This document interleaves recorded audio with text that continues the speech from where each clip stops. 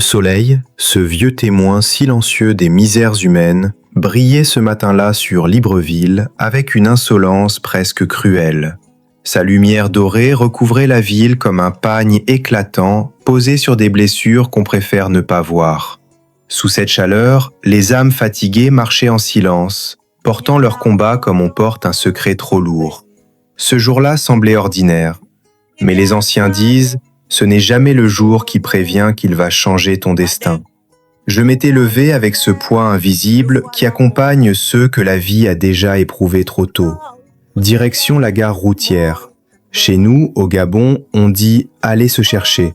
Cela veut dire sortir affronter la poussière du monde pour arracher à la journée quelques pièces, quelques miettes, un peu de dignité. Montbouet m'attendait, immense, bruyant, vivant, ce ventre géant qui avale les pauvres et recrache les plus résistants. Depuis que ma mère avait quitté cette terre rude, le temps s'était arrêté. On dit en Afrique, quand la mer s'en va, le toit disparaît. Je n'avais plus d'ombre pour me protéger du soleil. Ma famille maternelle m'avait effacé comme une erreur qu'on corrige à la hâte. Mon père, un nom sans visage, un homme qui avait fui avant même de me regarder. Il disait que je n'étais pas son fils. Pourtant, chaque fois que je croise mon reflet, son regard me fixe. Mais certaines vérités brûlent si fort qu'on préfère fermer les yeux plutôt que les affronter. Je vivais chez ma tante. Elle avait promis de m'élever en mémoire de sa sœur. Mais l'amour qui humilie n'est pas de l'amour. Il est une dette mal payée. Je lavais, je cuisinais, je servais, pendant qu'elle s'asseyait sur ses frustrations comme sur un trône invisible. On disait qu'elle ne pouvait pas enfanter. Peut-être étais-je devenu le miroir de ce qu'elle n'avait jamais eu, et de ce qu'elle ne savait pas aimer. Ce matin-là, je marchais vers Montbouet en traversant les échangeurs, croisant des hommes brisés, des femmes aux regards éteints, des silhouettes que la vie avait pliées sans les casser tout à fait. Je me posais ces questions que seuls les cœurs blessés osent formuler.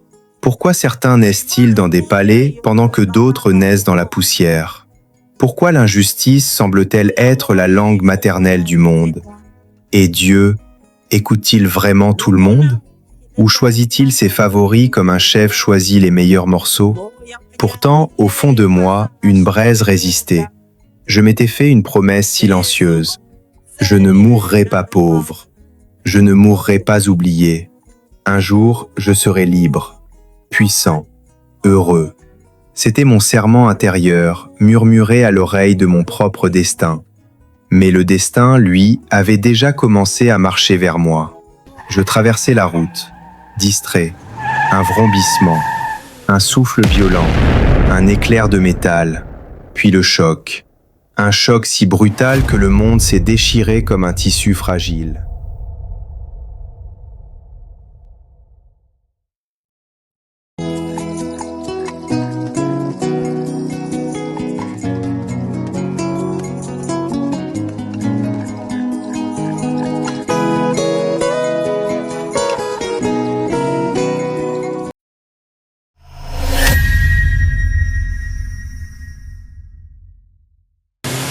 Je n'ai pas vu la voiture, je n'ai pas vu le conducteur. J'ai senti quelque chose d'autre. Mon âme se levait.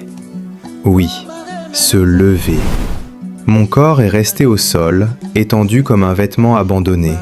Et moi, j'étais au-dessus, léger, sans douleur, sans peur. Les anciens disent « l'homme n'est pas son corps, il est le voyageur qui l'habite ». Je regardais la scène comme depuis le balcon du ciel. Les cris, le sang, la panique. Le conducteur pleurait, mais il ne pleurait pas pour moi. Il pleurait pour sa voiture, pour son travail.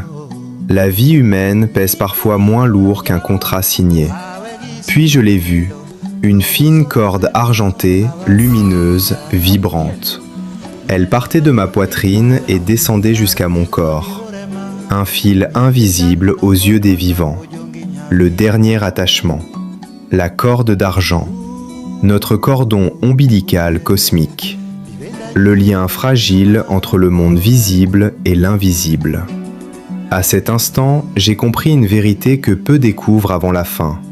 Le corps n'est qu'un véhicule. Quand il se brise, le conducteur ne meurt pas. L'ambulance est arrivée. On a soulevé mon corps comme on transporte un objet fragile. Et moi, suspendu dans l'air, je suivais, relié par ce fil mystique. À l'hôpital, les machines clignotaient. Entre la vie et la mort, disaient les médecins. S'ils savaient. Moi, j'étais ailleurs. Puis l'air s'est mis à vibrer. L'espace s'est ouvert comme une calebasse fendue. Un tunnel de lumière est apparu. Pas une lumière aveuglante, une lumière qui appelait, une lumière qui connaissait mon nom. Et au bout, une silhouette, féminine, rayonnante. Mon cœur, ou ce qu'il en restait, a reconnu avant mes yeux. C'était elle, ma mère, plus jeune, plus belle, plus lumineuse que le soleil de Libreville. À sa vue, un amour sans limite m'a envahi. Un amour sans condition, sans reproche, sans fin. C'était comme rentrer à la maison après un exil trop long, comme retrouver sa langue maternelle après des années de silence. Et j'ai compris, dans cette lumière, que la mort n'est pas une fin, elle est un passage.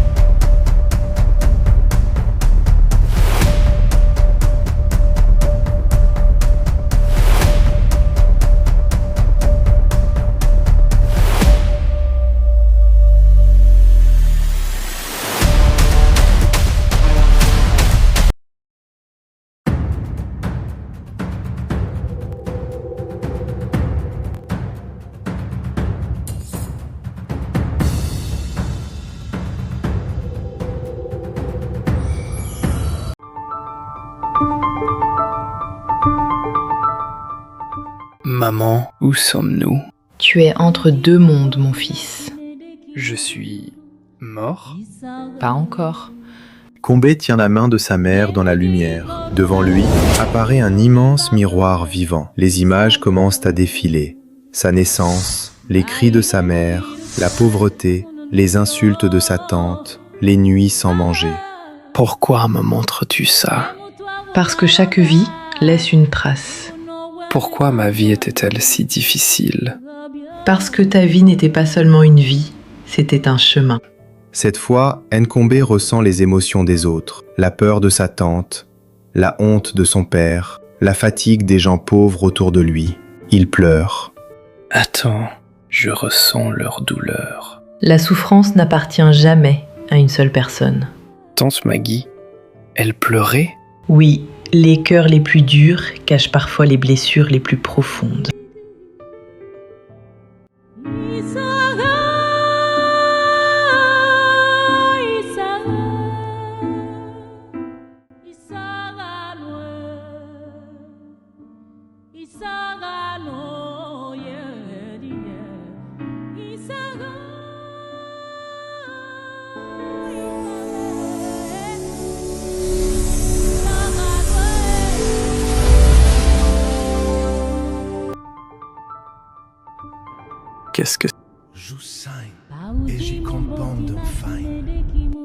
Qu'est-ce que c'est? Ce sont les contrats des âmes. Des contrats? Chaque âme choisit certaines épreuves avant de naître. Non, ce n'est pas possible. Lis. Tu connaîtras la fin. Tu connaîtras l'abandon. Je n'aurais jamais choisi ça. Les âmes courageuses choisissent parfois les chemins les plus difficiles. Mon père, pourquoi m'a-t-il rejeté?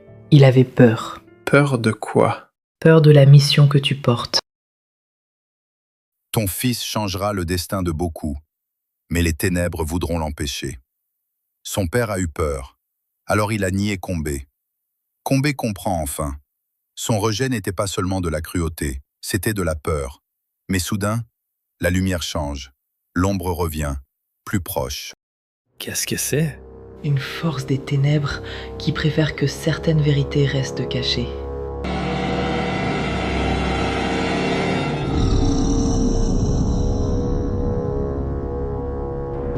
Il ne doit pas se souvenir.